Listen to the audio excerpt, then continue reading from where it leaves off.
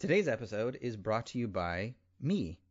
Earlier this year, I wrote a best-selling book entitled Be Left Behind. Discover Bitcoin and cryptocurrency before your grandmother beats you to it. If you've ever been curious about Bitcoin, cryptocurrency, blockchain, and what the technology is about and where the potential for the market could go, this is the perfect book for you. It is also written in a way where anybody can understand. My mother loves this book, and she is not technically savvy. In fact, the day after I gave her a copy of this book, she was explaining blockchain to my father on a trip to Chicago, and it was hilarious.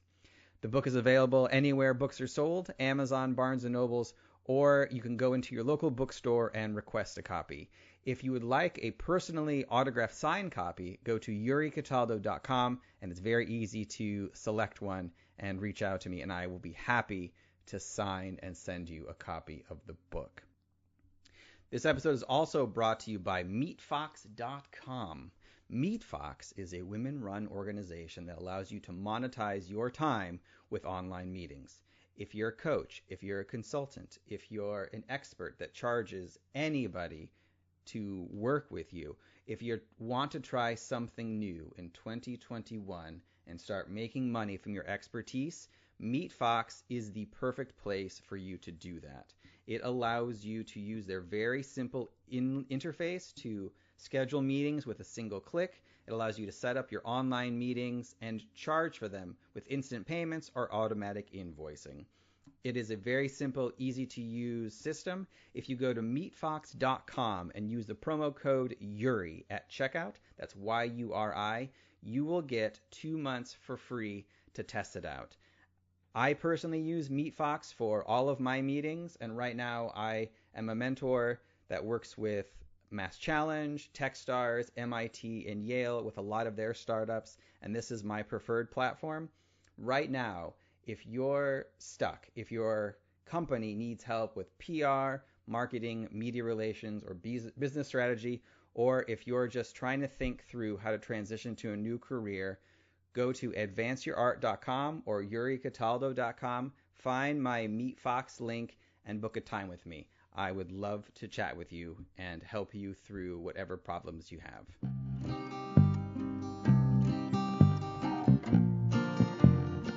Welcome to the Advance Your Art podcast, where we talk about the journey from artist to entrepreneur and everything in between.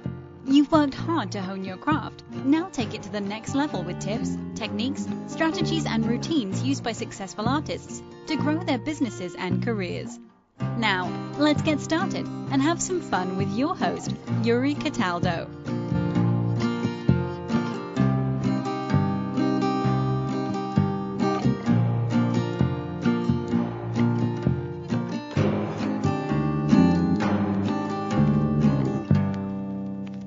Hello. Welcome to another episode of Advance Your Art with Yuri Cataldo. If you're interested in learning how to build a company, make money from your art, or transition to a new career, you've come to the right place. If you like this episode, please remember to like, subscribe, and share with a friend. Today, I have the privilege of sitting down with Aalia Lanius, founder and president of Unsugarcoated Media and award-winning Novelist. Aalia, how are you? I'm fantastic. How are you? I'm What's doing up, well. East Coast? What's up? Right. So how are things in your neck of the woods? I'm in Los Angeles, and they are, chaotic for everybody. It's such an interesting time to be living. It's an interesting time to be in our fields as creatives and artists and all of that, and in business. But overall, I have to say we're doing pretty good right now. Yeah. So looking for normalcy where we can. I personally, that's my approach on it. It's a very positive approach. That's good. So for my listeners who are less familiar with what you're doing and who you are, how do you describe yourself and what you do? So I would say, well, right now and I love that one time somebody gave me permission several years ago to reinvent myself every few years, of which I have. Like I have this business background, and I've worked in music, and I've worked in owning. I was one of the lead owners with Metro PCS and built a multi-million-dollar generating company, and I'd done all these business things, and then. but the artist in me was always coming. And so now I'm a creative social entrepreneur. And what that means is, yes, I'm writing books and I'm going out there and I'm creating content, but I've also taken all my years of business experience and decided that, hey, I want to do something positive for society with this. And so I founded Unsugarcoated Media, a nonprofit media company, which stands out because whether it's films, books, shorter content, everything that we do is socially conscious media that we want to create as a nonprofit for society. Yeah, great. So let's dig into that a little bit. What initially made you want to start a socially conscious media company? That's the first I've heard of this. So I'm really curious on why everything you've done up until this moment, you decided this is what I want to do right now. It started a few years ago.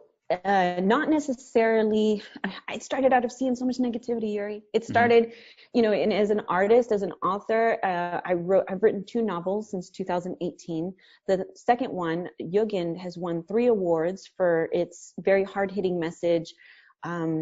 These are stories embedded with socially relatable messages like racism, stereotyping, just toxic relationships, things that we really need to talk about as a society to be better, but in a very productive way, right? So anyways, I started out saying, I'm going to write books with the messages, but that wasn't enough. That just wasn't enough. So I really moved into a stage of creating an organization that does more for society and the community, because I am one of those people who am very stressed out by the negativity that I see. And I mean that, like, it hurts my heart.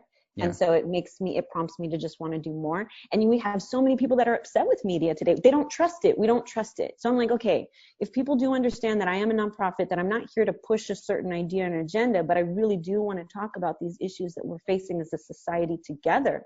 It's not about politics, it's humanity. It's not about trying to paint somebody negatively. It's just about humanity. And I was really hoping that people would, once they start to learn of that they would get behind it and support it.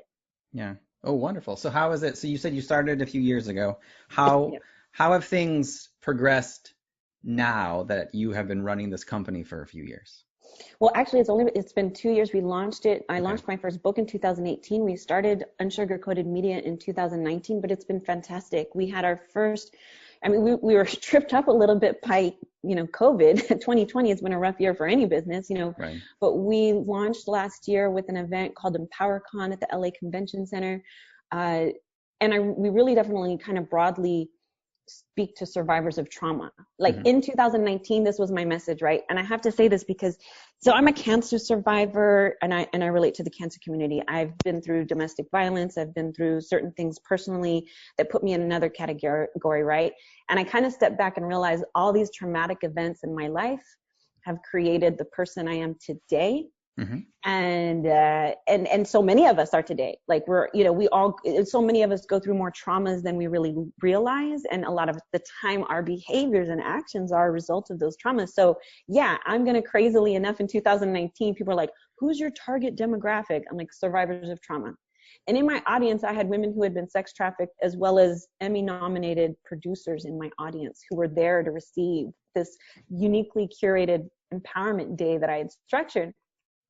So this year we've got actually Larry Namer, the co-founder of E! Entertainment, has agreed to sign on and be one of our speakers and support. So to answer your question is, I've gone from this little tiny organization to now gaining the support of incredible individuals since then. So it's been pretty wonderful in that sense.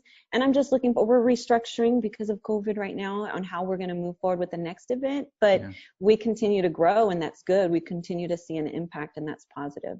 Yeah, well, that's wonderful. So I do want to get into the elements of your company, but before I do, I'm curious on your own journey, because you are a survivor of a few different traumas, domestic abuse and cancer. How have you dealt with them in your own life, and what types of let's say resources have you utilized to help you move on from each of those traumas? I think it's been a few of them, and it's been in stages. Like, I'm sure you can understand. To be honest, I'm 45 years old. Proudly, most women are like, don't ask me my age. And I'm like, I'm 45. I'm a grandmother. I'm a mother of 4. I can talk. I deserve a seat at the table because I've been through some things, and I can really have that talk, right? And life has taught me it's an evolution of, like I said, that permission of reinventing yourself. So reading books at certain points changed my life. At 18, 19 years old, when I was struggling, it was Maya Angelou. I know why the caged bird had sing, that, gave me hope. And then it was, Tony Robbins later on down the road in my life. But, and then it really did come to a point where resources for me, like with the cancer community, you reach out to people in those groups and you find a lot of inspiration, you find a lot of healing, and you find connection. Mm-hmm. And those have been the resources that have saved my life at times. Like the first year I battled cancer, I didn't even tell anybody. I didn't want to tell anybody. I didn't know how to reach out. I didn't know how to accept help. And when I learned to accept help, that made a huge deal. So, you know what I mean? Yeah, I do. Well, good. Okay, so in your company then, let's start with your book. So Tough Love, what initially made you want to write this book? This is actually a biographical fiction novel. So my own life, and everyone had always, like, when people hear parts of my life similar to Maya Angelou, there's so much. I'm like, if I sat down and wrote my life from beginning to end, and I think so many people feel this, yeah. People will be like, what? How? I can't even follow this. There's too many things. So, but it came to me as an artist and a creative, finally, how? Like, I think so many of us as artists and even entrepreneurs, it's like, I have this idea, but how? Yeah. How is it going to be best laid out? And somebody, it just kind of hit me that, again, starting to learn how to hone that creative energy and saying, this is the topic I'm going to focus on. So I wrote about that part of my life because fictionally, just to give it a little bit more, I could be more creative with it, because I do fancy myself a creative, sir. And yet I could put what really needed to be in there, which was the message that it's okay to walk away from a toxic situation. And when you have, not that I'm a proponent of divorce at all, actually, I'm like the old school, but I also give permission that sometimes people get into situations not knowing how the outcome is going to be. And they say something about divorce, Yuri, they say the person you divorce is not the person you married. And I very much learned that things change. And when it gets to that point where it's no longer healthy, you have to do what's best, as much as it hurts. And that's the thing that I acknowledge. So anyways, to say that I got to the point where I realized that this book is going to address that issue, and it's going to have enough of me in it to where it's my story. Mm-hmm. And then I moved on to the next one. And I did a naughty thing when it comes to writing, by the way. I don't stick necessarily to my own, like, I don't have a genre. I am a storyteller, and just, if I happen to see something that creates a storyline in my head, I'm running. If I'm grabbing a napkin and saying, this is my idea, that's what I'm going with. Yeah. So you mentioned a little bit. So let's talk about your second book then. So where did the idea for that one come from? Jugend has two different timelines, and I spent a lot of time on Facebook, and I am a person with a multicultural background. Mm-hmm. I happen to be Muslim American. I converted to Islam in my 20s, and I'm not going to stand here and tell you I'm some perfect practicing Muslim. I'm not. In fact, I felt that was more reason for me to write this as a representation, because there is this perceptions. And see, everything that I want to do is really about giving people different perception, a different perspective to look at, because and especially when it comes to what we have a lot of negativity, it's all about humanizing people. We need to humanize people more.